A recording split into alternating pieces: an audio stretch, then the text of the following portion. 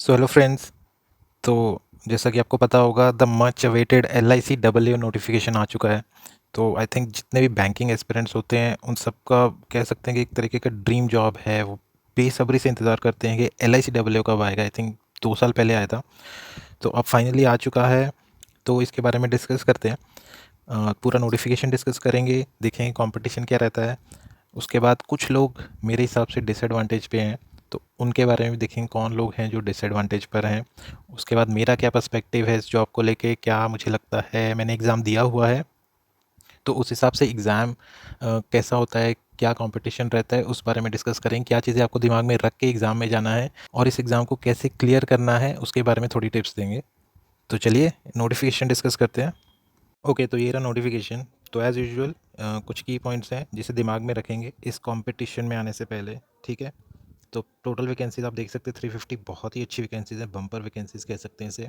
तो कैंडिडेट्स आपको लग जाना है, ये मान के चलना है कि 350 में से एक जो वैकेंसी है वो मेरी है, मुझे लेके रहनी है। ठीक है, तो उसी तरीके से आगे बढ़िए। ठीक है, आगे चलते हैं।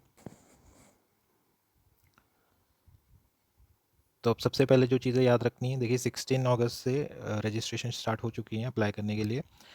तो लास्ट डेट याद रखनी है, 8 सितंबर लास्ट डेट है। ठीक है, लास्ट डेट याद रखिए 8 सितंबर है, उससे पहले पहले अप्लाई करना है, उससे पहले कभी भी अप्लाई कर सकते हैं। डेट याद रखिए, कहीं ऐसा ना हो कि आप पोस्टपोन करते करते डेट ही निकाल दें। ठीक है, 8 सितंबर याद रखना है। ठीक है, उसके बाद याद रखना है फ़ेज़ 1 कब है, अभी से याद रख लीजिए फ़ेज़ 1 कब है, उसी हिसाब से अभी से प्रिपरेशन पे लग जाइए। प्रिलिमिनरी एग्ज़ाम होने वाला है 3 अक्टूबर।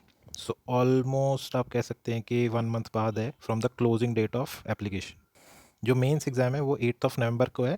ये टेंटेटिव है, मोस्ट प्रोबेबली यही होंगे, ओनली कुछ एक्स्ट्रा ऑर्डिनरी सर्कमस्टेंसेज होंगे तभी ये चेंज होंगी, अदरवाइज मोस्ट प्रोबेबली यही रहने वाली हैं डेट्स। ठीक है, तो अब आगे चलते हैं, एलिजिबिलिटी कंडीशंस पे आ जाते हैं।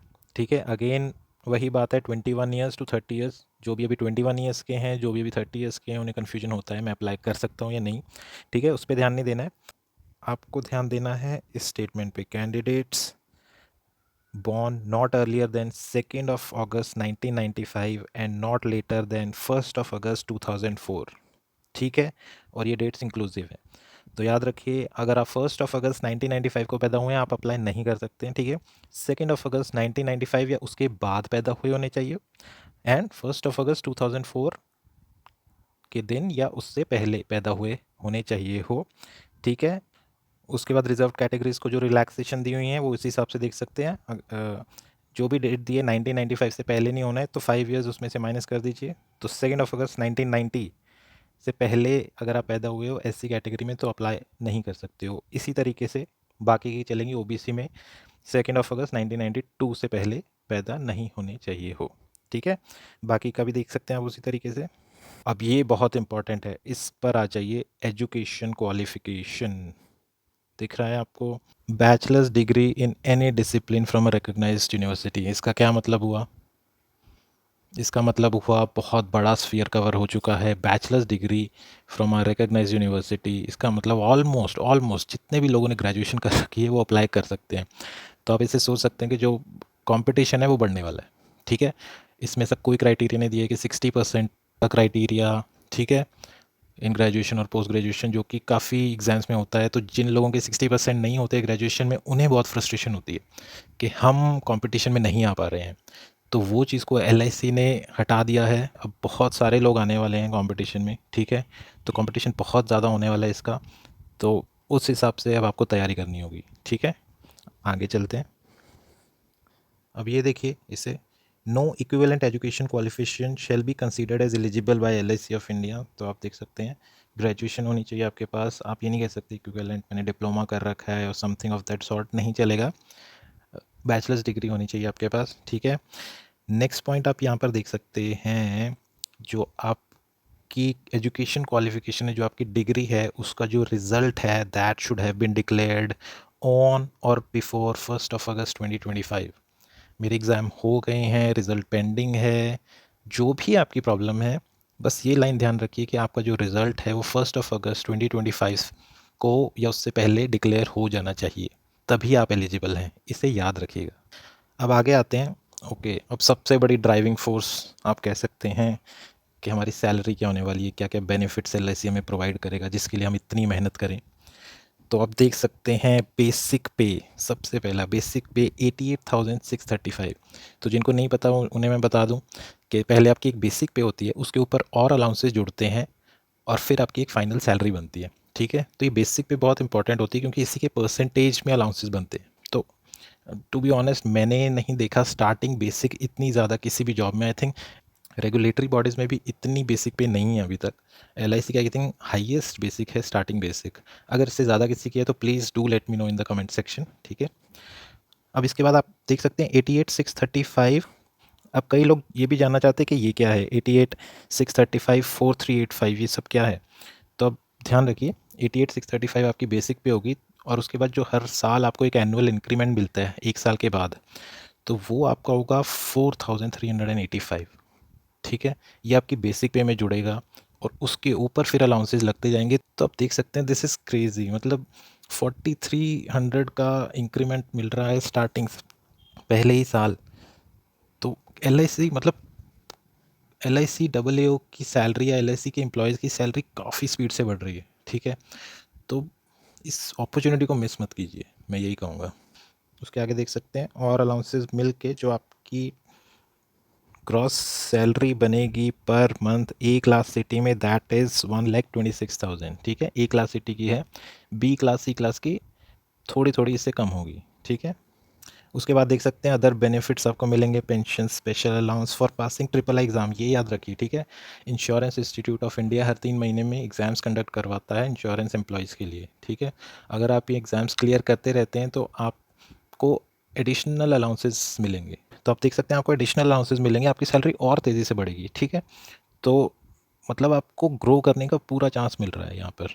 ठीक है, तो आप एक बार कंपनी में चले जाते हैं, आपकी मेहनत ख़त्म नहीं हो जाती है, वहाँ पे भी आप अपने आप को ग्रो कर सकते हैं कंटिन्यूसली। और आप देख सकते हैं other benefits, gratuity, LTC, group mediclaim, insurance तो आपकी देखिए होगी ही। बेसिकली आप एक बार एंटर कर गए एलआईसी, आपकी लाइफ सेट है, आप पूरी तरह से सिक्योर हो जाएंगे, आप फाइनेंशियली भी सिक्योर हो जाएंगे और अगर कोई मिसहैप होती है उससे भी आप सिक्योर हो जाएंगे, आपकी फैमिली सिक्योर हो जाएगी, बिकॉज आप सबसे बड़ी इंश्योरेंस कंपनी का हिस्सा बन जाएंगे बेसिकली।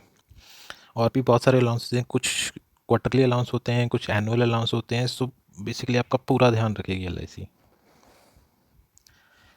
अब आ जाते हैं सर्विस कंडीशन में। इसमें बहुत ज़्यादा कुछ डिस्कस करने की बात है नहीं, आपकी पैन इंडिया कहीं भी पोस्टिंग हो सकती है। ठीक है, उसके लिए आपको रेडी रहना है। पहली पोस्टिंग में आपको 5 इयर्स सर्व करना ही होगा, प्लस आप कुछ डिमांड नहीं कर सकते एलआईसी की मुझे पर्टिकुलर जगह पर पोस्टिंग दी जाए। एलआईसी रिजर्व करता है, वो आपको कहीं भी पोस्टिंग दे सकता है, just be ready for it. अब आ जाते हैं प्रोबेशन पीरियड पे। तो आपका प्रोबेशन रहेगा 1 साल का। ठीक है, एंड उसे एक्सटेंड किया जा सकता है 2 साल तक।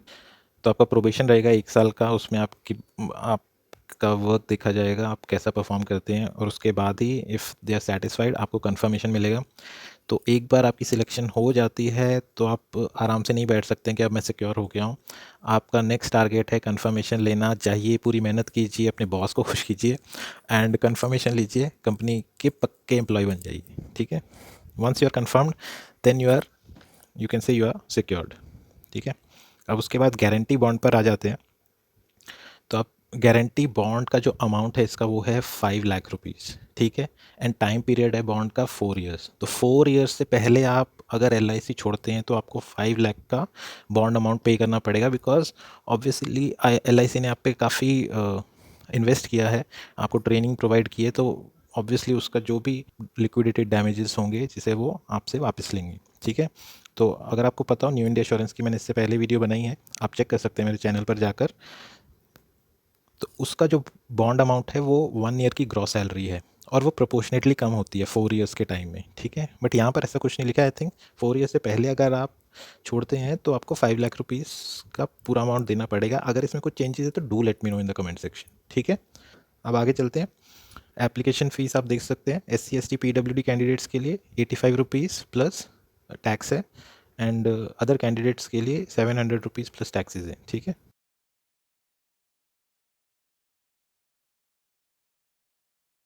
अब सबसे इम्पॉर्टेंट चीज़ कि हमें सिलेक्ट तो होना है। सिलेक्ट होने के लिए हमें परीक्षा क्या देनी पड़ेगी। तो ये आपको 3 फेजेस से गुजरना होगा। तो पहले है प्रीलिम्स, ठीक है। प्रीलिम्स में आप देख सकते हैं 3 सेक्शन है, इंग्लिश, रीजनिंग और मैथ्स। अब आपको एक चीज़ ध्यान में रखनी है यहाँ पर, जो इंग्लिश सेक्शन होगा नीचे आप देख सकते हैं यहाँ पर, English language test will be of qualifying nature and the marks thereof will not be counted for ranking. इसको ध्यान में रखना है बहुत अच्छे से, ठीक है। इंग्लिश सेक्शन जो है वो क्वालिफाइंग नेचर का होगा, जो मार्क्स हैं वो रीजनिंग और मैथ्स के जोड़े जाएंगे मेरिट लिस्ट बनाने के लिए, ठीक है। और एक चीज़ आपको ध्यान में रखनी है, यहाँ देखिए मिनिमम क्वालिफाइंग मार्क्स, ठीक है। तो हर हर सेक्शन के मिनिमम क्वालिफाइंग मार्क्स पहले से दे रखे हैं।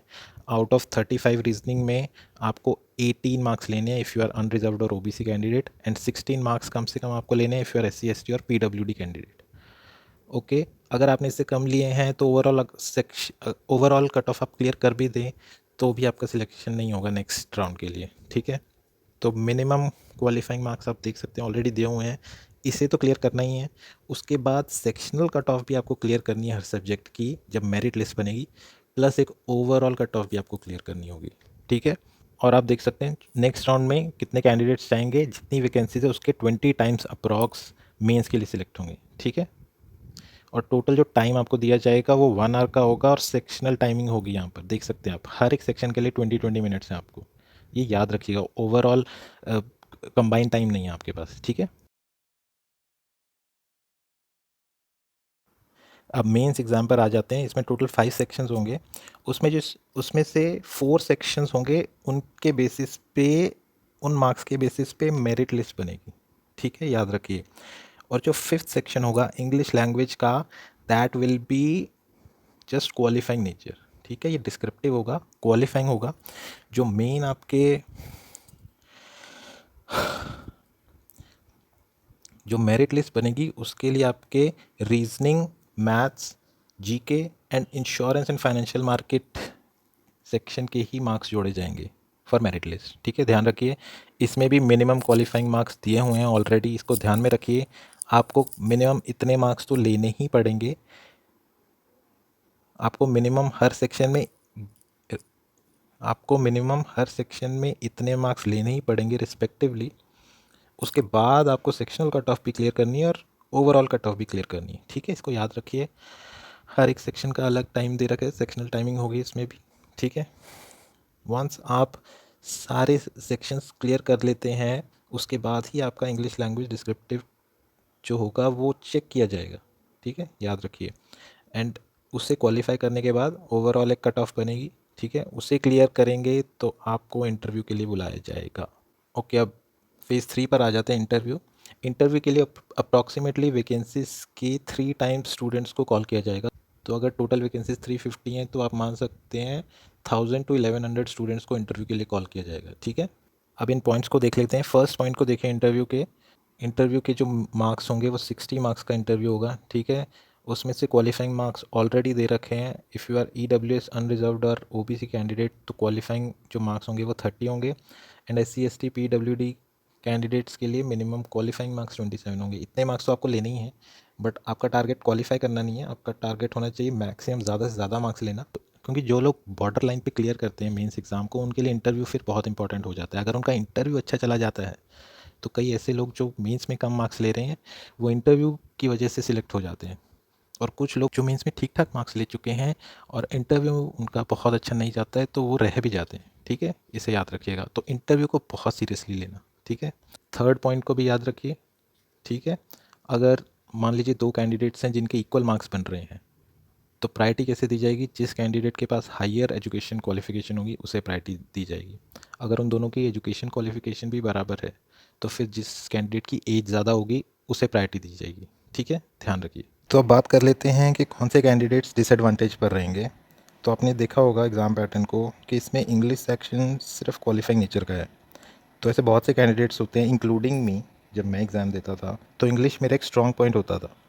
तो उसके बेसिस पे बहुत सारे ऐसे कैंडिडेट्स हैं जिनका मैथ्स एवरेज है या अबव एवरेज आप कह सकते हैं, एक्सीलेंट नहीं है, बट वो एग्ज़ाम्स क्लियर कर जाते थे बिकॉज इंग्लिश उनका एक स्ट्रॉन्ग होल्ड होता था। बट यहाँ पर वैसा नहीं है। जितने भी कैंडिडेट्स हैं जिनका इंग्लिश स्ट्रॉन्ग है, मैथ्स ओके है, उनके लिए थोड़ा डिसएडवांटेज रहेगा। रीजनिंग मोर और लेस सबका ठीक ठाक होता ही है, बट यहाँ पे इंग्लिश वालों का थोड़ा सा डिसएडवांटेज होगा। तो इसके वाइस वर्सा भी देख सकते हैं। ऐसे बहुत सारे कैंडिडेट्स हैं स्पेशली हमारी कंट्री में जिनका इंग्लिश उतना स्ट्रॉन्ग नहीं होता, बट मैथ्स में उनका स्ट्रॉन्ग होल्ड होता है। तो उन कैंडिडेट्स के लिए बहुत अच्छी अपॉर्चुनिटी है। तो वो कैंडिडेट्स जिनका इंग्लिश स्ट्रॉन्ग है और मैथ्स उतना स्ट्रॉन्ग नहीं है, उन्हें अब एक्स्ट्रा मेहनत करनी होगी अगर उन्हें ये बहुत ही बढ़िया वैकेंसी लेनी है तो बात कर लेते हैं मेरा पर्सपेक्टिव क्या है इस एग्ज़ाम एंड जॉब को लेकर। तो exam let me tell you, eligibility आपने देखी है, जस्ट एक ग्रेजुएशन चाहिए। तो एग्ज़ाम में कंपटीशन बहुत होने वाला है। मैंने भी ये एग्ज़ाम दिया था 2016 में, I clear prelims, mains clear नहीं हुआ। And let me tell you, आपको अगर ऐसा लगेगा भी ना कि आपका एग्ज़ाम बहुत अच्छा गया है, फिर भी you are in for a surprise. ऐसा हो सकता है कि इवन तब भी क्लियर ना हो। एंड मुझे भी ऐसा ही सरप्राइज़ लगा था, मुझे लगा था कि शायद एग्ज़ाम काफ़ी अच्छा गया है, बट स्टिल 2 और 3 मार्क्स से मेरा भी रह गया था। एंड ऐसा आपको लगेगा, बहुत सारे कैंडिडेट्स को लगेगा। तो आप ये मान के चलिए कि आपकी जो कैपेबिलिटी है आपको उसको नेक्स्ट लेवल पर ले जाना होगा, तभी एग्ज़ाम क्लियर होगा। जितना आप अब तक करते आए हैं एग्ज़ाम्स के लिए, उससे थोड़ा ज़्यादा ही करना होगा, ठीक है। And job let me tell you, दो चीज़ें हैं। पहला है ब्रांड, LIC ब्रांड। एक बार आप किसी ब्रांड के साथ जुड़ जाते हैं ना, तो फिर आपको आप क्या जॉब कर रहे हैं उसे डिस्क्राइब करने की ज़रूरत नहीं है। अगर आप कहेंगे मैं LIC में काम करता हूँ, तो लोगों को फिर आपको डिस्क्राइब करने की ज़रूरत नहीं मैं कहाँ काम करता हूँ। तो ये इतना बड़ा नाम है LIC, तो इससे एसोसिएट होना बहुत it's a moment of pride. And let me tell you, salary बहुत तेज़ी से इंक्रीज़ हो रही है। लास्ट 10 साल में मैनी फोल्ड सैलरी इंक्रीज़ हो चुकी है। हर 5 साल में सैलरी इंक्रीज़ हो रही है, और बहुत ही अच्छी वेज रिवीजन हो रही है हर बार। तो मतलब आई फील LIC के एम्प्लॉयज़ भी बहुत खुश होंगे जब भी 5 साल बाद वेज रिवीजन होती है। They are like licking their lips कि अब क्या LIC उनको देने वाला है और कितनी ज़्यादा सैलरी बढ़ाने वाला है। तो सैलरी बहुत ही अच्छे तरीके से बढ़ रही है। मैं कहूँगा एक बार आप इस ऑर्गेनाइजेशन का हिस्सा बन जाएंगे, life is set, life is good, growth की अपॉर्चुनिटी भी है, you will have a fulfilling career. तो मेरे अकॉर्डिंग लग जाइए काम पर, give it your best and just get selected in LIC। So thank you one and all. कोई भी क्वेरी हो कमेंट्स में आप पूछ सकते हैं, I will try to answer them.